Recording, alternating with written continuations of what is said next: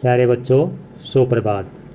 मैं विजेंद्र चिकारा, हिंदी प्राध्यापक। आज हम आरओ में संकलित अध्याय बाजार दर्शन, जो कि जिनेंद्र कुमार जी द्वारा रचित है, को पढ़ेंगे।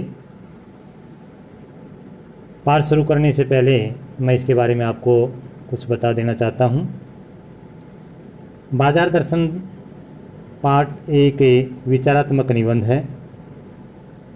इस निबंध में जिनेंद्र कुमार जी ने उपभोक्तावाद एवं बाजारवाद के संयुक्त दर्शन हमारे सामने प्रस्तुत किए हैं। लेखक इस निबंध में अपने परिचितों, मित्रों से जुड़े अनुभव बताते हुए स्पष्ट करते हैं कि बाजार की जादुई ताकत किस प्रकार हमें अपना गुलाम बना लेती है। यदि हम अपनी आवश्यकता अनुसार बाजार से सामान खरीदते हैं तो हम इसका लाभ उठा सकते हैं, और यदि हम बाजार की चमक दमक में फंसकर अनावश्यक चीज़ें खरीदते हैं तो यह हमें सदा के लिए बेकार बना सकता है। अर्थात उन अनावश्यक चीज़ों को खरीदकर हमें बाद में पछताना पड़ता है। तो इसी मूल भाव को लेकर जिनेंद्र कुमार जी ने ये निबंध रचा है, और अब हम शुरू करते हैं इसको। लेखक कहता है, एक बार की बात कहता हूँ, मित्र बाजार गए तो थे। कोई एक मामूली चीज़ लेने पर लौटे तो एकदम बहुत से बंडल पास में थे। यानी कहता है कि एक बार उनके मित्र बाजार में कोई चीज़ लेने गए थे, कोई छोटी सी चीज़ लेने गए थे, लेकिन जब वे बाजार से वापस लौटते हैं तो उनके हाथों में बहुत सारे बंडल थे, यानी कि काफ़ी सारा सामान था। तो मैंने कहा, यह है क्या?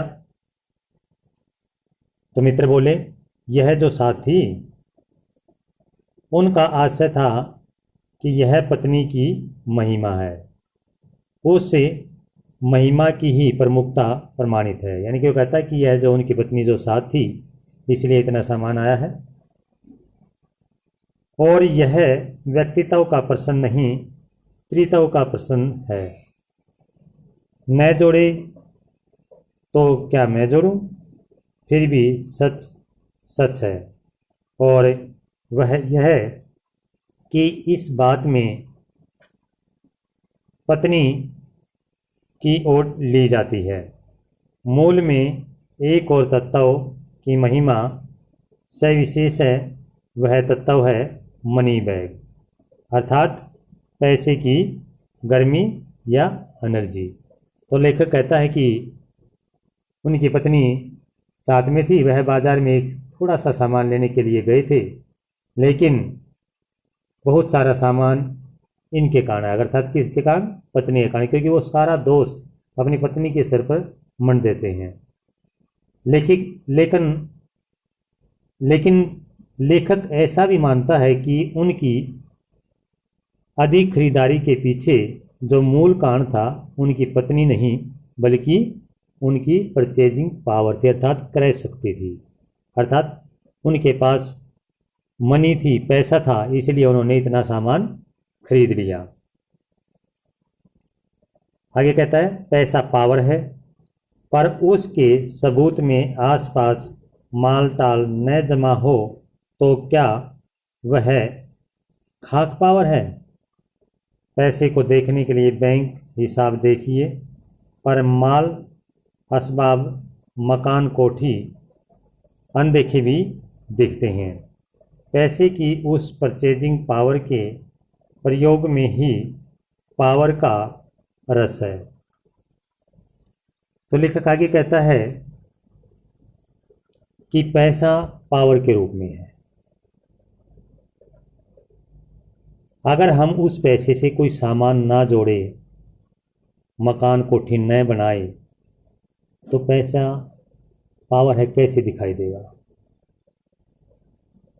क्योंकि मकान कोठी बिना देखे ही दिख जाते हैं, अर्थात जिसके पास अच्छी कोठी है, अच्छा मकान है, तो लोग समझते हैं कि इसके पास बहुत ज़्यादा पैसा है, अर्थात इसके पास पैसे की पावर है।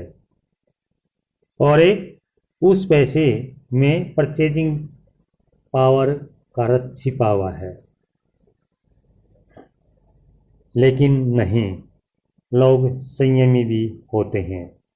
वे फिजूल सामान को फिजूल समझते हैं, वे बहाते नहीं हैं और बुद्धिमान होते हैं। बुद्धि और संयम पूर्वक वह पैसे को जोड़ते जाते हैं। वह पैसे की पावर को इतना निश्चय समझते हैं कि उसकी प्रयोग की परीक्षा उसे दरकार नहीं है। बस खुद पैसे के जुड़ा होने पर उनका मन गर्व से भरा फूला रहता है। लेकिन लेखक कहता है कि ऐसा नहीं है कि सभी लोग फिजूल खर्ची करते हैं। उनमें से कुछ लोग संयमी भी होते हैं, अर्थात जो पैसे को सोच समझकर खर्च करते हैं। वे बेकार में पैसा बहाते नहीं हैं, वे बुद्धिमान होते हैं और संयम पूर्वक पैसे को जोड़ते जाते हैं। और वे पैसे की पावर को समझते हैं और वे उसे कोठी बंगले के आधार पर नहीं दिखाना चाहते, बल्कि उनके पास जो पैसा जुड़ा होता है, अर्थात संचय होता है, उसके कारण ही उनका मन गर्व से फूला रहता है। अर्थात वे इसी में संतुष्ट होते हैं कि हमारे पास बहुत पैसा है। वे बेवजह सामान नहीं खरीदते हैं। तो आज के लिए हम इतना ही करेंगे। धन्यवाद। आपने इस वीडियो में जितना पढ़ा है उसके आधार पर आपने अपनी साफ उत्तर पुस्तिका में प्रश्नोत्तर लिखने हैं।